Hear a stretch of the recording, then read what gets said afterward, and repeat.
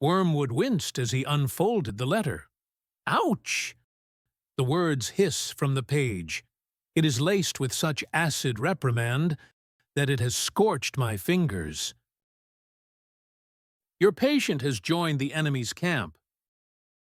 I note your panic. Foolish as ever. See that it remains only a change of banner, not the making of a true soldier. Let his time in the enemy's camp be short, a passing enthusiasm rather than a turning of the heart. There's still hope if his habits, his imagination, and most importantly, his opinion of himself are still ours. Keep him judging the flock, and he will never know the shepherd. Keep the idea of the church vague. Let him think of it as a gathering of flawed people he must endure, rather than a body he is part of. The man walked briskly, Bible clutched under his arm. It's good to be faithful, he said. Not many bother these days.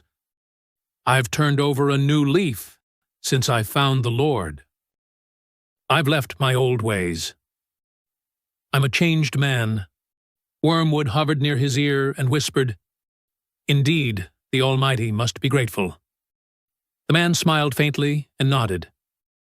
But he wasn't. Not yet. He had only altered habits, not heart. Excellent, Wormwood thought. Converted, but not transformed. At the door stood Mr. Griggs, the local grocer, with a smiling face. Good morning, brother, he beamed, pressing 2 booklets into the man's hand. One for the liturgy, one for the hymns. Isn't it a lovely morning? Wormwood perched on the pew behind him. Splendid. He enters as judge, not worshipper. The church filled slowly. A woman in a bright purple hat nodded piously beside a man whose boots squeaked in the hush before prayer. The patient spoke quietly to himself. Strange crowd. I pictured Christians differently. More spiritual. Not so ordinary. The ideal church of his imagination dissolved before the ordinary congregation in all their untidy humanity. Seeing their flaws, he felt he probably had more spiritual clarity, and that his faith was of a finer sort than theirs, even though he was just a new convert, unlike most of them. The grocer stumbled through the opening prayer. A few voices joined, uncertain. The organ wheezed. The woman sitting behind sang too loudly. The man with the boots lagged behind. The patient whispered, Harmony, Lord, surely you prefer harmony. Throughout the sermon, each word seemed to him a perfect fit for the person sitting 2 pews away.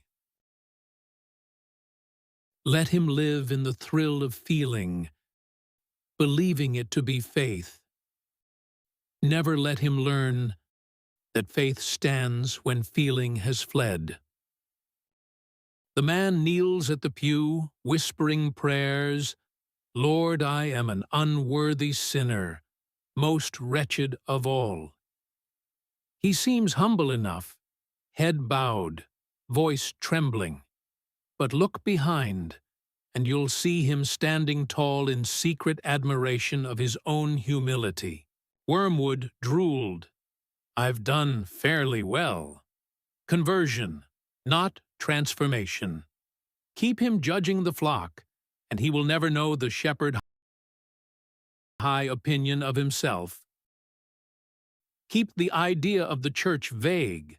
Let him think of it as a gathering of flawed people he must endure, rather than a body he is part of.